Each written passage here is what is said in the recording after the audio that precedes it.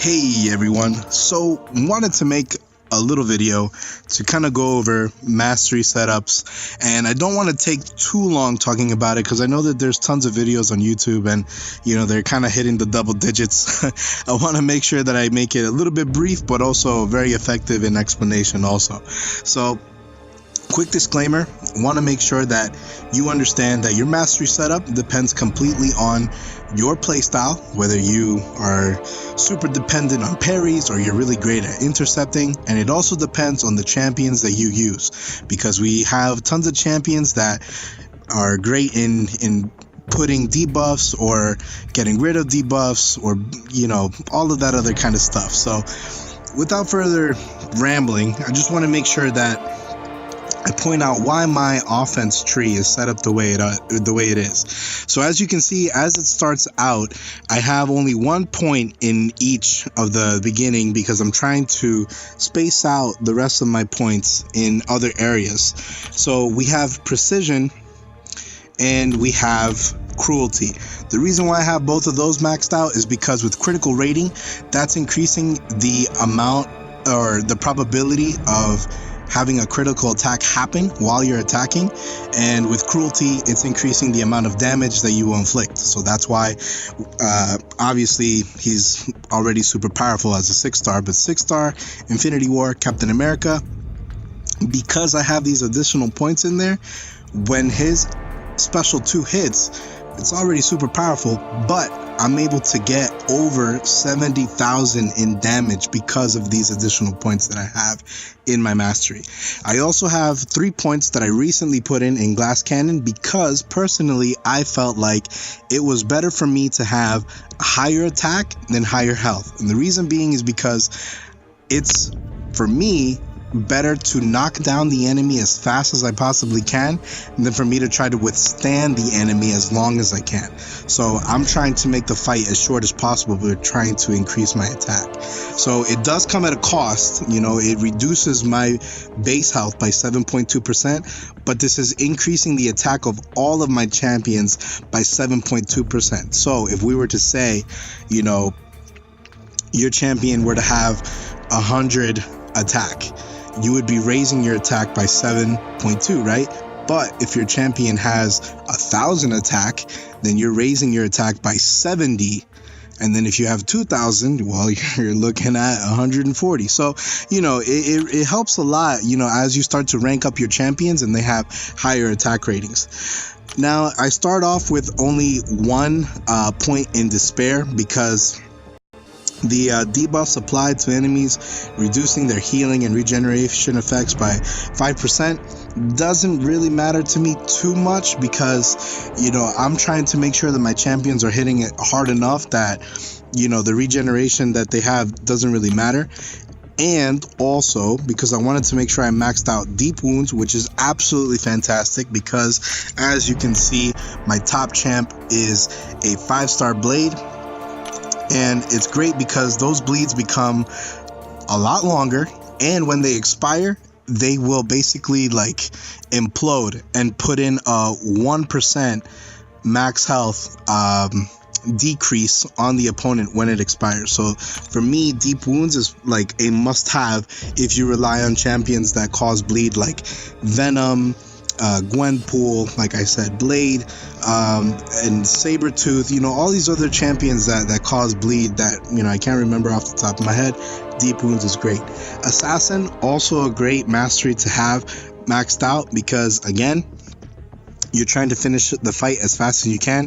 The moment your enemy gets below 18% health, if you have this maxed, your champions gain 60% attack and decrease enemies' defensive ability accuracy by 20%. So what this could potentially mean is if you're going against a classic Spidey or in awakened magic, as you are fighting and they are below 18%, Spidey's probability of evading you is going to decrease by 20%.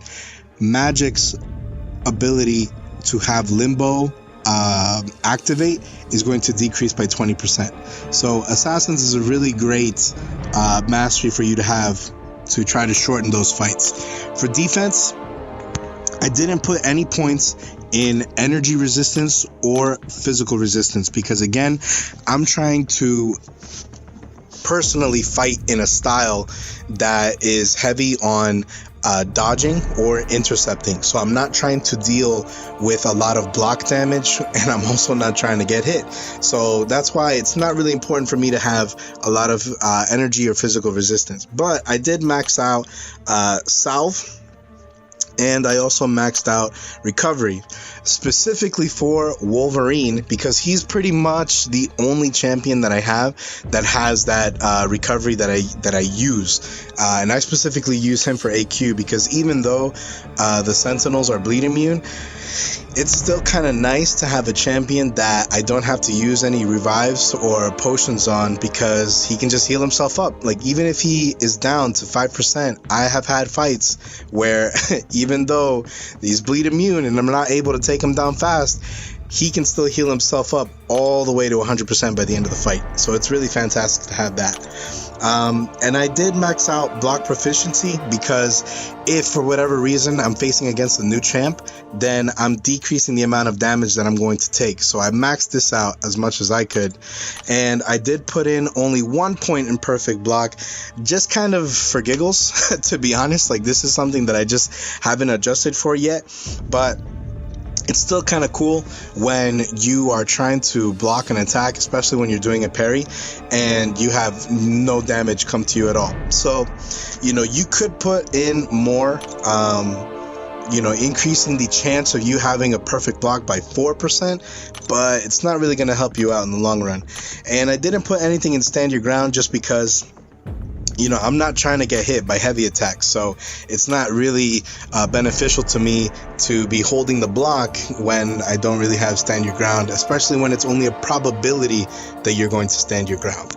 And finally, with the proficiencies, I did initially have a few points in XP just when I was initially trying to level up and obtain certain things and certain rewards as you're going through the game, but I took those away because then obviously things started to change. I obtained different champions and I wanted to kind of change the way everything was set up, and I never really unlocked the gold one just because even though gold is kind of hard to come across, as you can see, you're only earning +3 gold. So personally, I don't feel like it's worth it.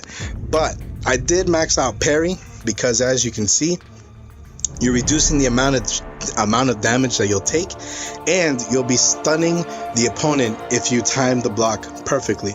Now, the reason why it's maxed out and not just 1 point is because, as you can see, when you only have 1 point, you're stunning the opponent for 1.5 seconds, and you max it out, you get a full 2 seconds. I'll tell you, that half second, you will feel it when you go against certain champs. That half second really makes a difference in terms of, certain situations that you might be in. And in Limber, I put this definitely as a cushion, just because there are certain situations where you will mess up and you might get stunned, either through, grinding in arenas and you get parried by an opponent, or some random champion stun effect gets you. You're reducing the amount of time that you'll be stunned for by maxing this out by 48%. So I personally feel like it's a good defense to have, just in case of anything. Now, in terms of dexterity, I personally only have 1 point in this because as long as you have 1 point, you're able to dodge all special attacks. But if you put more points in it, pretty much all it really does is increase your critical rating. And, you only get one critical rating buff on you. It's not like they stack. So just because you have a higher critical rating doesn't really mean that it's going to help out too much. So I only put 1 point in that. Quickly jumping over, in Stupefy, I want to make sure that whenever I stun a champ, that I make it last as long as I can. So with the initial parry, we have 2 seconds, right? By maxing out Stupefy, I'm adding an additional half a second. So this also helps out a lot when you have nodes that are limber nodes. that full, like, 2.5 seconds, it really makes a difference if you don't have, either of those points like fully maxed out. You really feel it in reality. And then to finish off, Petrify, we have when you stun the opponent, you reduce enemy regeneration rate by up to 20%, and power gain from attacking or being attacked by up to 20%. I don't have this maxed out, but the reason why I have this here is because the power gained, not so much the regeneration, but the power gained. As you have the opponent stunned, as you're hitting them, they're achieving only 80% of the power that they would gain if they weren't stunned. So this is kind of helpful when you're going against people who gain a lot of power, such as Hyperion. Instead of Hyperion gaining, whatever amount of power he would gain if he was originally being attacked, plus if he were to have his power gain buff activated, he's going to get like 20% of that power gain if he's stunned. So it's kind of helpful in that regards, especially if you have trouble with dealing with certain champs. And Pacify, when your champions afflict stun, they also reduce enemy ability accuracy by 20%. So real quick, specific example of this happening, or how this would kind of work, is that if you're going against an awakened magic, you know that magic has an effect called limbo. What limbo does is allow her to avoid any damage, because as it expires, she regenerates all the damage that she received, but it also gives you damage over time. So, and of course, the way that that's activated is if she fills up a full bar of power. So let's say you were to stun her like at 95% of a bar of power to be filled up, right? The first bar of power. If you were to stun her and then attack, so that way her bar of power would then fill up, there is a 20% chance, or if you were to max it out, 30%, there is less of a likelihood now that limbo effect will activate. And so that's why I feel like Pacify is kind of helpful, because as you stun them, their abilities become less likely. But yeah, that's pretty much it for my personal setup.